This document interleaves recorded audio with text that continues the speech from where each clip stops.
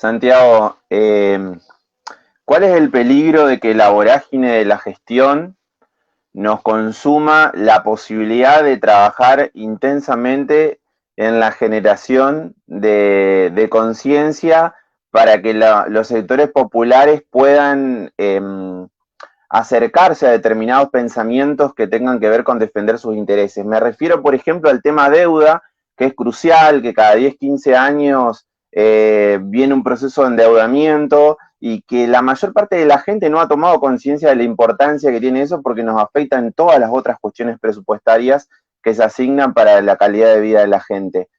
¿Cómo podemos trabajarlo de forma acelerada en función del poco tiempo que tenemos siempre entre la gestión y la política? ¿Qué quiere? ¿Más laburo?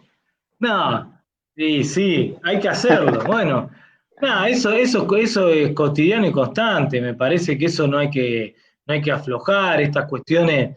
Digo, nosotros, por ejemplo, para darte un ejemplo, en ANSES, todos los viernes cada 15 días, hacemos un proceso de formación sobre sistema de seguridad social para todos los funcionarios del organismo. Son 800 funcionarios que en forma virtual, todos los viernes a las 3 de la tarde, perdón, los viernes a las 3 de la tarde cada 15 días, paramos la pelota y nos dedicamos a hacer 2 horas de formación sobre seguridad social.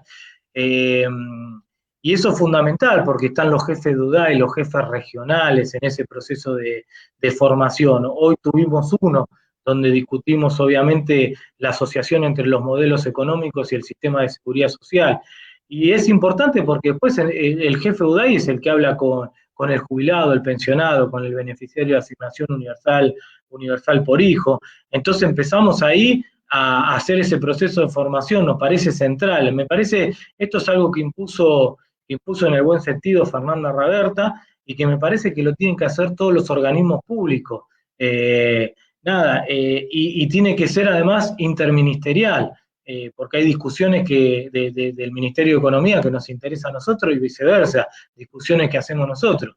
Pero capaz que tenemos que volver donde un hecho malo ahí es que te conocí a vos, Juanpi, ¿te acordás? Pero ahora no lo podemos hacer por medio de la pandemia. ¿Dónde te conocí a vos, Juanpi? ¿Eh? ¿Cómo se llamaba? ¿Argentina? Argentina Soberana 2008 allá en Mar del Plata, por ahí no me acuerdo dónde, No, en Chapalmalal, sí. en Ahí te Chapalmalal. conocí. Que hacíamos Bueno, esos encuentros, me acuerdo, ahí había ¿cuánto? 2000 era, jóvenes. eran misas del campo nacional y popular de alguna forma. Sí, sí. ¿Qué fue en Sí. el 2009? 2008. Andrés Lablunda, 2008. director nacional de Juventud, era en ese momento. Lo organizaba el Ministerio de Desarrollo. Argentina Soberana y Popular, algo así era el nombre. Que después lo Uh -huh. hicimos en Córdoba, donde 2000 jóvenes En Río Tercero. en Río Tercero. Sí. 2000 nos encontrábamos a discutir, paneles de discusión, debate, formación, era todo un fin de semana. Lo único malo de eso es eso, que te conocí a vos y a partir de ahí cambió mi vida para mal. Eh, pero me acuerdo que era, bueno, cuando termine la pandemia vamos a tener que volver a hacerlos. Los podemos hacer en forma virtual, pero bueno, nunca es lo mismo, ¿sí?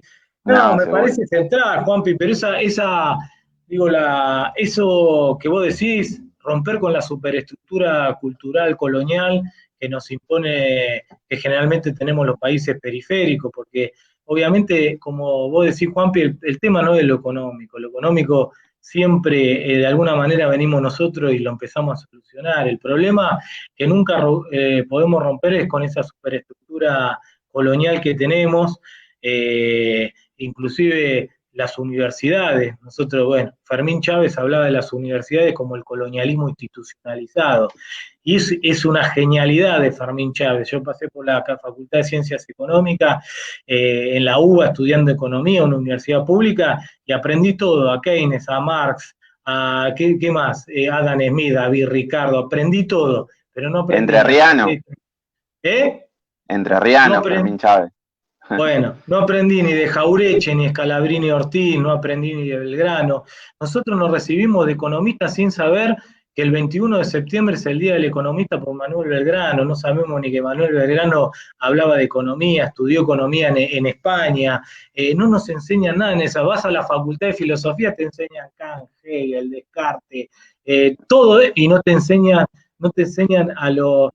La Comunidad Organizada es el principal libro de filosofía de la Argentina, y no te enseñan la comunidad organizada, no te enseñan a Astrada, Carlos Astrada, uno de los grandes filósofos argentinos, que gran parte de la comunidad organizada está basado en Carlos Astrada. Bueno, no te enseñan nada de eso. Entonces, si las universidades públicas no nos enseñan eso, es muy difícil romper con el colonialismo cultural, y ni que hablar en los colegios, donde, como siempre decimos, Juanpi, nos enseñan la visión mitrista de la historia, donde nosotros repetimos la visión de los terratenientes oligárquicos, que es la visión de los triunfadores, que nos enseña que nos independizamos para hacer el modelo agroexportador y comerciar libremente con Inglaterra. No nos enseñan ni pues, qué fue qué fue el Día de la Soberanía Nacional, con la vuelta de obligado, no te enseña, bueno, nada. Todo ese colonialismo cultural que tenemos es muy difícil de romper, y me parece que es lo que debemos hacer. Por eso siempre decimos que hay que reeditar y reivindicar el revisionismo histórico que quedó con el golpe de Estado del 76, se terminó el revisionismo histórico y ya casi ni se recuperó. No te digo recuperar a los autores como Hernández Arrey, Puigdró, tantos otros, ¿sí?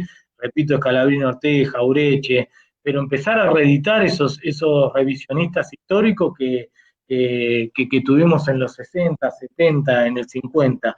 Y nada, no lo hacemos. Y también un mea culpa en los 12 años del kirchnerismo, en ese sentido, no es que nos dimos batallas culturales, le dimos un montón, fueron muy importantes, pero no creamos una corriente revisionista histórico fuerte como teníamos en los 50 y 60 con estos muchachos, no lo recreamos, y hoy no los tenemos. Vos me decís, che, decime un pensador nacional hoy en la Argentina importante como eran Hernández Arrey, Jaureche, Scalabrini Ortiz, no los tenemos poco y nada diseminado, no hay una corriente de pensamiento nacional unificada que pueda dar esa batalla en la superestructura cultural. Y me parece que eso no lo hicimos, y obviamente hay que hacerlo, sí, necesitamos hacerlo. Es un trabajo muy importante, fuerte, difícil, pero es el trabajo esencial, porque de vuelta vamos a reconstruir nuestra patria, lo vamos a volver a hacer, porque además es nuestra misión en la historia. Pero ¿qué va a pasar? Va a venir otro gobierno de derecha, nos va a destruir la patria, y así hasta bueno, todo el tiempo. Hasta que tomemos conciencia. Eso hay hasta que se acabe la vida, dijo Linera. Una cosita. Juan Pablo, ¿le diste la posibilidad a Santiago de que persuada a todos los estudiantes de economía y los quiera llevar a la UNDAD? Ojalá, pero me interesa volver a algo que, ya que hay estudiantes de economía, sí, que es lo que más me preocupa a mí, la formación de los economistas, porque como digo siempre, el economista, si tenemos algo positivo los economistas, que no nos pueden hacer juicio de mala praxis. Entonces, a diferencia de los médicos, nosotros matamos 1 millón de personas y no nos hacen juicio de mala praxis. Y esto es literal, porque con una sola medida económica de apertura comercial, vos podés generar un aumento de 3 puntos de la desocupación. Un ministro de Economía puede ser eso, pero a diferencia de un médico no nos pueden hacer juicio de mala praxis. O sea, lo bueno de todo esto es que nosotros vamos a morir con el título, hagamos las cagadas que hagamos.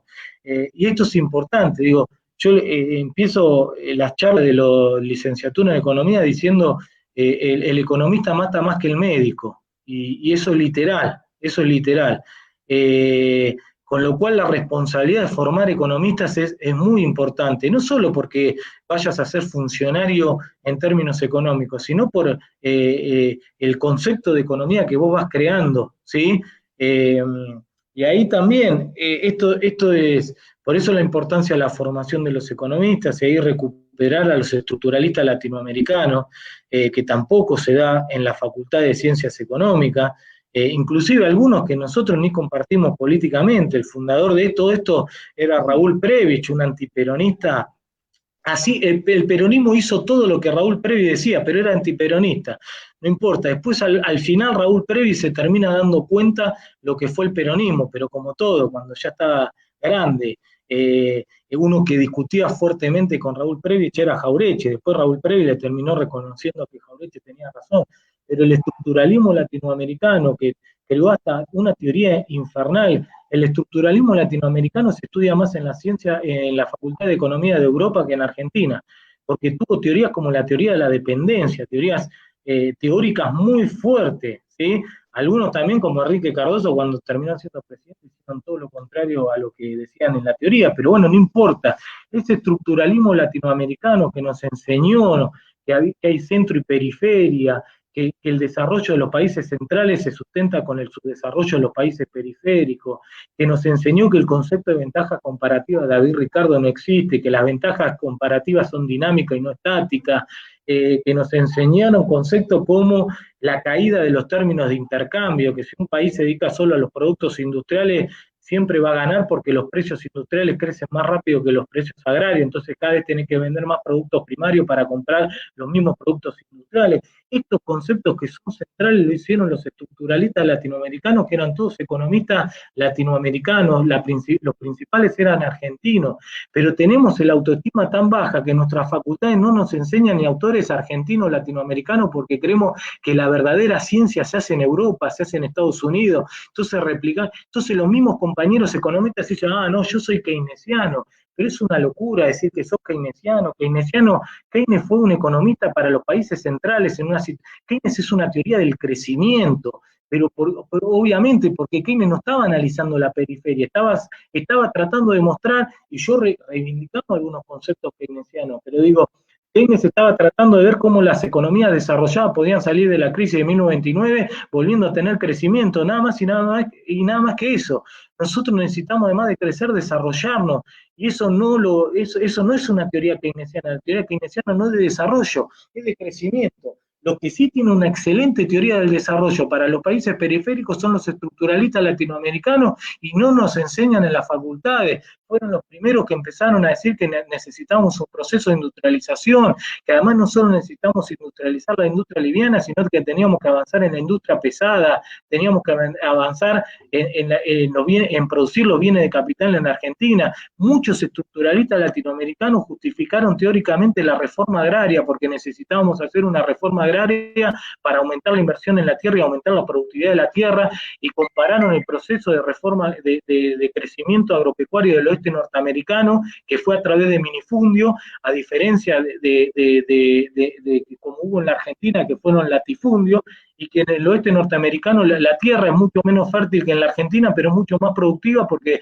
desarrollaron métodos de inversión intensiva por los minifundios a comparación de los grandes latifundios, que es una producción extensiva, que como tenés grandes extensiones de tierra no necesitas invertir para aumentar tu tasa de rentabilidad.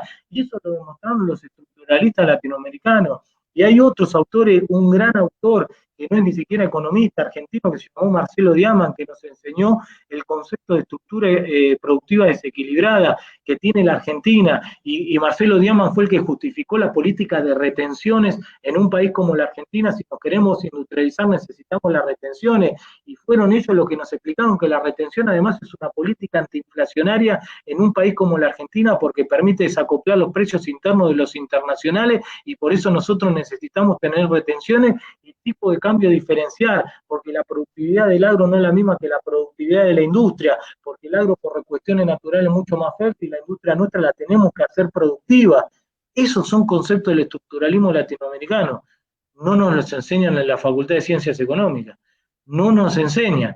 Y por eso después, bueno, nada, reproducimos teorías de los países desarrollados, keynesianos, marxistas y ortodoxos. Inclusive yo critico reproducir las visiones heterodoxas, que yo no digo que sí hicieron los estructuralistas latinoamericanos, tomar conceptos del marxismo, del keynesianismo, de los ortodoxos, pero obviamente después lo que vos tenés que hacer es analizarlo eso dentro del contexto de una economía periférica, que es lo que debemos hacer y que no nos enseñan en la Facultad de Ciencias Económicas, y que sí nos enseñan los modelos matemáticos bien a lo norteamericano. Yo me acuerdo, sábado, 2 horas en la Facultad de Ciencias Económicas, un modelo matemático que te llevaba a explicarle a profesor 1 hora y media, pasando términos, haciendo logaritmos, haciendo derivadas, y decía, conclusión, hay que privatizar.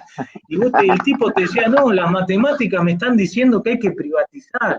Y yo no lo podía creer, 1 hora y media haciendo un modelo matemático inentendible para decir que hay que privatizar, rompiendo la economía como una ciencia social. Inclusive el padre de la economía, que era un liberal, Adam Smith, que para mí ni Adam Smith ni David Ricardo eran liberales, eran industrialistas. Lo que pasa es que para industrializar Inglaterra tenían que defender el liberalismo económico en ese momento histórico. No eran liberales, eran industrialistas.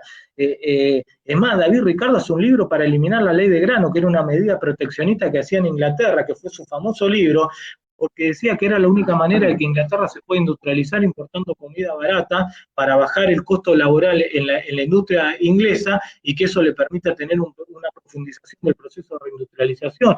David Ricardo, y por eso entendían la economía como economía política, porque no por política partidaria, sino que es imposible entender la economía de un país si no la entendés en el marco de disputa de modelos económicos. Y así analizó la economía de Smith.